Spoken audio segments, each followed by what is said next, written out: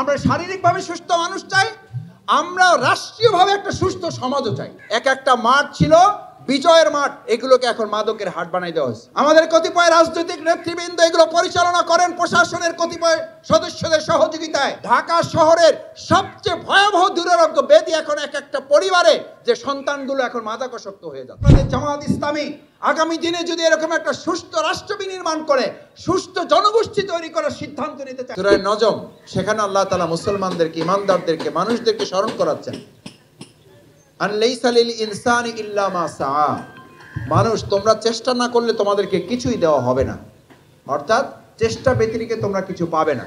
তার অর্থ হচ্ছে আমরা যখন অসুস্থ হই, রোগাক্রান্ত হই, আমাদের চেষ্টা করতে হবে। আল্লাহ তাআলা আমাদের চিকিৎসা পদ্ধতি শিখিয়েছেন। রাসূল করিম সাল্লাল্লাহু আলাইহি ওয়াসাল্লাম পৃথিবীর সেরা চিকিৎসক ছিলেন এবং তার চিকিৎসার মূল সূত্র ছিল মৃত্যু ছাড়া সমস্ত রোগেরই দুনিয়াতে কি আছে? চিকিৎসা আছে। এই থিওরিটাকে গবেষণা করেই এখনকার ডাক্তাররা রিসার্চের পর রিসার্চ করে যাচ্ছেন, যে রোগী আসুক সেই রোগীরই কি বের হচ্ছে? ঔষধ, ভ্যাকসিন, ট্রিটমেন্ট বের হচ্ছে। কারণ এই চিকিৎসার মূল সূত্র প্রথম আবিষ্কার করে দিয়ে গেছেন প্রিয়নবী মুহাম্মদুর রাসূলুল্লাহ সাল্লাল্লাহু আলাইহি ওয়াসাল্লাম, যে মৃত্যু ছাড়া সমস্ত রোগীরই আল্লাহ তাআলা কি দিয়েছেন? চিকিৎসা দিয়েছেন, ট্রিটমেন্ট দিয়েছেন, তার থেকে রোগ মুক্তির ব্যবস্থা দিয়েছেন। সুতরাং আজকে এখানে যে বাংলাদেশ জামাত ইসলামী আয়োজন করেছে, এর তিনটি টার্গেট। নাম্বার 1, আল্লাহ তাআলার দেওয়া এই বিধানটা আমাদেরকে স্মরণ করিয়ে দেওয়া, আনলাইসা লিল ইনসানি ইল্লা মা সা, আমাকে চেষ্টা করতে হবে। 2 নম্বর হচ্ছে আবার আল্লাহ তাআলা এটাও বলেছেন, ওয়া আমলিল ইনসানি মা তামান্না, তুমি কি এটা মনে করো যে ডাক্তার তোফাজ্জল সাহেব চিকিৎসা করবে আর তুমি ভালো হয়ে যাবা? ব্যাপারটা এরকম না। উনি চিকিৎসা করবে, ভালো করার দায়িত্ব কার? আল্লাহ তাআলা। আমরা কি আজকে সিদ্ধান্ত নিতে পারবো যে চিকিৎসাও চলবে, সাথে সাথে আমরা মহান আল্লাহ তাআলার কাছে সাহায্য চাইবো, তিনি যেন আমাদেরকে পূর্ণ সুস্থতার নিয়ামতে পরিপূর্ণ করেন? সকালে বলেন আমিন। আমিন। 3 নম্বর কথা হচ্ছে, বাংলাদেশ জামাত ইসলামী শুধুমাত্র একটা রাজনৈতিক দলের নাম নয়, আমাদের 4 দফা কর্মসূচি আছে। এই 4 দফা কর্মসূচির প্রথম হলো দাওয়াত ও তাবলীগ, অর্থাৎ আল্লাহর বিধান। এই যে আহ্বান আপনাদের কাছে আমরা পৌঁছালাম, আল্লাহর বিধানের কথা আপনাদের কাছে বললাম, এই ব্লাড গ্রুপিং ফ্রি মেডিকেল ক্যাম্পের মাধ্যমে যে ইসলাম আল্লাহ প্রদত্ত বিধানের কিছু আলোচনা হলো, এটা আল্লাহ তাআলার দেওয়া দায়িত্ব। আল্লাহ তাআলা আমাদেরকে এই দায়িত্ব দিয়েছেন, আপনাদেরকে এই দায়িত্ব দিয়েছেন যে আমার এই বিধানের দাওয়াত তোমরা মানুষের কাছে পৌঁছে দাও। আমাদের দ্বিতীয় হচ্ছে তানজিম ও তারবিয়া, অর্থাৎ সংগঠন এবং প্রশিক্ষণ। কারণ আজকে গোটা পৃথিবীতে আমাদেরকে ছিন্ন ভিন্ন করার চেষ্টা হচ্ছে, জাতি ঐক্যকে বিনষ্ট করা হচ্ছে। আমরা বলছি যত ষড়যন্ত্রই চলুক, আমাদের অ্যাডভোকেট সাইফুল ইসলাম ভাইকে হত্যা করা হয়েছে, সাইফুল ইসলাম আলিফ ভাইকে চট্টগ্রামে। যারাই হত্যা করেছে ইতিমধ্যে প্রশাসন তাদেরকে গ্রেপ্তার করেছে। এই গ্রেপ্তারকৃতদের মধ্যে ভিন্ন ধর্মাবলম্বীরা আছে। এটা জানার পর আমাদের কোনো একজন মুসলিম, কোনো একজন হিন্দু ভাইকে সামান্য একটা ফুলের টোকা দিয়েছে, এটাকে আপনারা শুনেছেন কেউ? কেন? আমরা মনে করি যদি কোনো ভুল তারা করেও থাকেন, আমাদের ওই সাইফুল ইসলাম আলিফ ভাইয়ের হত্যাকাণ্ডে যদি ভিন্ন ধর্মাবলম্বী কেউ জড়িত থেকেও থাকেন, তাহলে সেই ব্যাপারে ব্যবস্থা গ্রহণ করার দায়িত্ব ব্যক্তির না, সাধারণের না, কার? প্রশাসনের দায়িত্ব। এবং আমরা আশা করি এই অন্তর্বর্তীকালীন সরকারের প্রশাসন আমাদের অ্যাডভোকেট সাইফুল ইসলাম আলিফ হত্যাকাণ্ডে জড়িত যে দলের, যে মতের, যে আদর্শের, এমনকি সে যদি ইসকন না অন্য যে কোনো মতাদর্শের সদস্য হয়, তাকে গ্রেপ্তার করে অবশ্যই আইনের আওতায় নিয়ে আসতে হবে।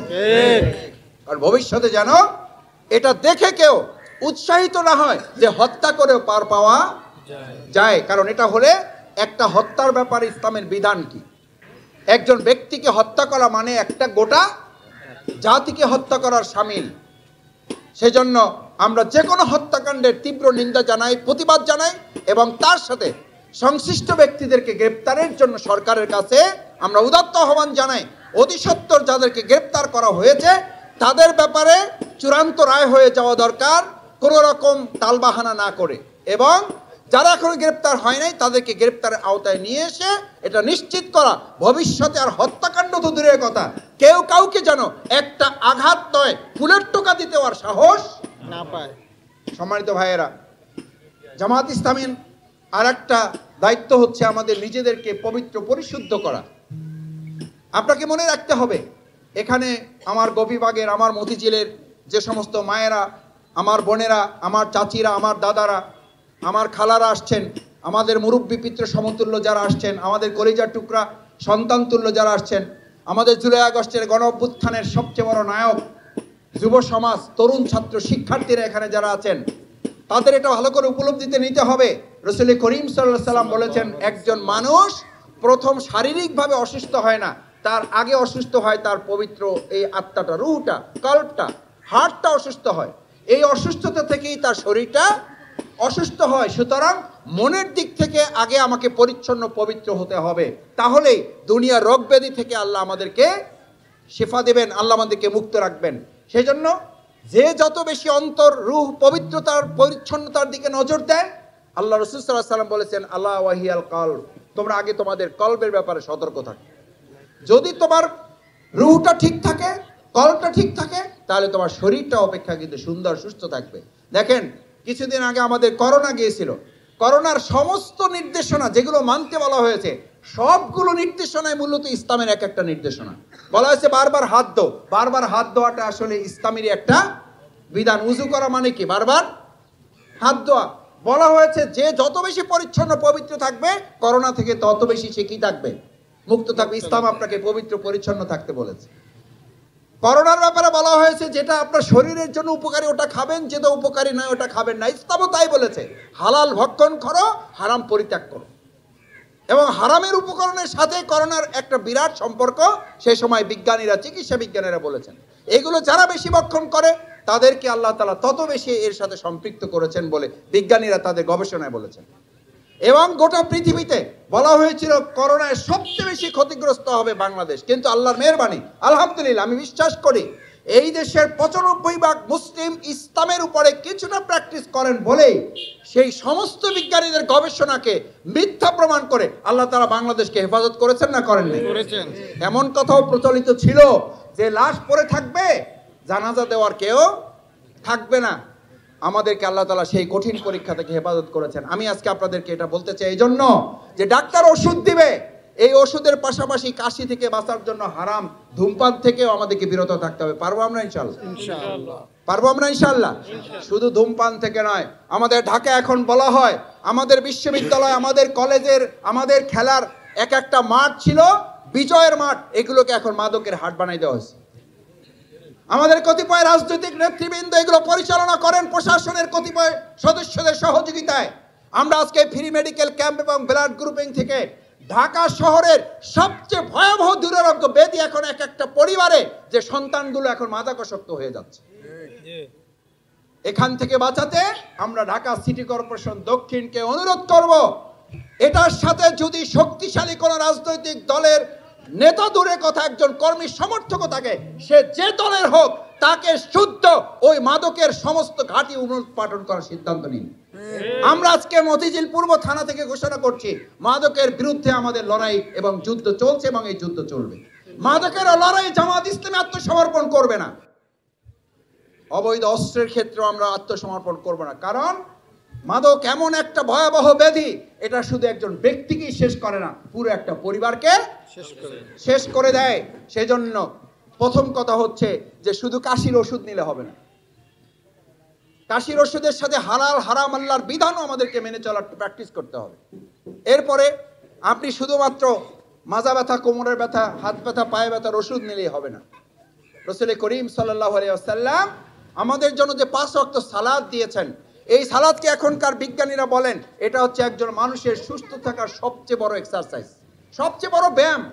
এই ব্যায়াম যথাযথভাবে কেউ করলে তার শারীরিক রোগ ব্যাধি থেকে সে পূর্ণভাবে মুক্ত থাকার সুযোগ তার আছে। সুতরাং আপনি শুধুমাত্র থেরাপি নেবেন, থেরাপির সমস্ত আয়োজন নামাজের মধ্যে করা আছে। নামাজ যদি কেউ ঠিক মতো করে তাহলে সাইকোলজিক্যাল মেডিটেশনের মধ্যে ঠিক করে দেওয়া আছে।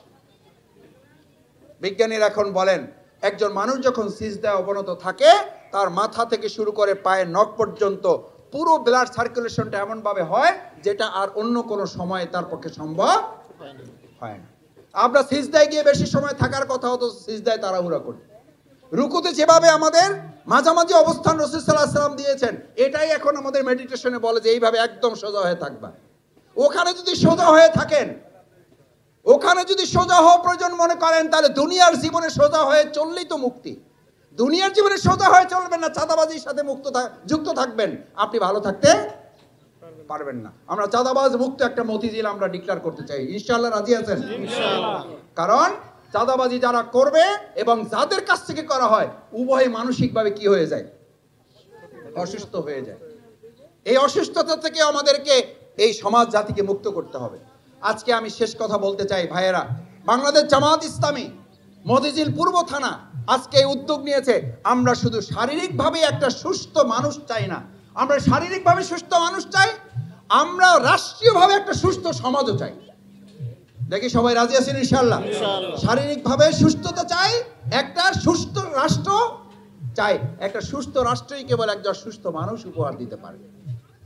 প্রিয় নবী রাসূল করিম সাল্লাল্লাহু আলাইহি ওয়াসাল্লাম সোনার মদিনা যখন গঠন হয়েছে, তারও আগে ইহুদি খ্রিস্টানরা মুসলমানদের চিকিৎসার জন্য এসে সুযোগ নিত।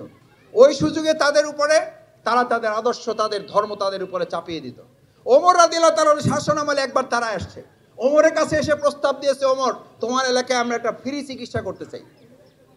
এই যেমন আজকে কি হচ্ছে, ফ্রি চিকিৎসা ক্যাম্প হচ্ছে। ওমর রাদিয়াল্লাহু তাআলা বললেন ঠিক আছে করো, কোনো অসুবিধা নেই, কোনো অসুবিধা নাই, করো। ওদের উদ্দেশ্য খারাপ ছিল, উদ্দেশ্য ছিল এই ফ্রি ক্যাম্পের আড়ালে ইসলাম বিদ্বেষী ধর্ম তারা কি করবে, চাপিয়ে। এটা আমাদের বাংলাদেশে বিভিন্ন আনাচে কানাচে আছে না নাই? আমাদের উত্তর অঞ্চলে বলা হয় তাদেরকে দুনিয়াবি কিছু আশ্বাস দিয়ে, দুনিয়াবি কিছু লোভ লালসা দিয়ে আমাদের ভাইদেরকে ধর্মান্তরিত করা হচ্ছে। পাহাড়ি অঞ্চলে আমাদের ভাইদেরকে ধর্মান্তরিত করা হচ্ছে। আমরা পরিষ্কার বলতে চাই, ইসলামের বিধানই হচ্ছে আপনি প্রত্যেককে তার তার নিজ ধর্ম পালন করার সুযোগ দিতে হবে। হ্যাঁ, স্বেচ্ছায় যদি সে বুঝে শুনে তার স্বাধীনতাকে সে কাজে লাগিয়ে তার নিজের ধর্মের ব্যাপারে সেই সিদ্ধান্ত নিতে চায়, সেই ইখতিয়ার আল্লাহ তাআলা তাকে দিয়েছেন। আজকে আমরা এখানে কথা পরিষ্কার বলতে চাই, ওমর রাদিয়াল্লাহু তাআলার শাসন আমলে যখন এসে সেই ইহুদি নাসারা গোষ্ঠী একটা হসপিটালের পরিকল্পনা দিলেন, প্রস্তাবনা দিলেন, ওমর বললেন ঠিক আছে তোমরা করো। 2 মাস অপেক্ষা করলেন টেস্ট করার জন্য, অবজার্ভ করার জন্য, পর্যবেক্ষণের জন্য যে কি পরিমাণ রোগী তারা পাবেন, এবং তার আলোকে তারা হসপিটালের পরিকল্পনা করলেন। 2 মাস বসে থাকার পরে একজনও পাইলেন না, একজন রোগীও গেল না। ইহুদি নাসারা গোষ্ঠীর ওই যারা নেতৃত্ব আসছিল তারা এসে ওমর রাদিয়াল্লাহু তাআলা দেখা করে বললেন ভাই আমরা চলে যাচ্ছি। বললো কেন চলে যাচ্ছ কেন? কয় তুমি এমন রাষ্ট্র প্রতিষ্ঠা করেছো, এটা এমন একটা সুস্থ নিরাপদ রাষ্ট্র, এখানে কোনো জনগণের অসুস্থ হওয়ার আর সুযোগ নাই। 2টা মাস বসে থাকলাম, একটা লোক আমাদের কাছে চিকিৎসার জন্য আসে নাই। আজকে হসপিটালগুলোতে যান, চিকিৎসা পাওয়া কঠিন হয়ে গেছে। আজকে হসপিটালে যান, কেবিন পাওয়া কঠিন হয়ে গেছে, কারণ সুস্থ রাষ্ট্র ছাড়া সুস্থ মানুষ উপহার দেওয়া যাবে না। আজকে মতিঝিল থানা বাংলাদেশ জামাত ইসলামী আগামী দিনে যদি এরকম একটা সুস্থ রাষ্ট্র বিনির্মাণ করে সুস্থ জনগোষ্ঠী তৈরি করার সিদ্ধান্ত নিতে চায়, আমরা কি সবাই রাজি থাকবো? ইনশাআল্লাহ, ইনশাআল্লাহ রাজি থাকবেন সবাই।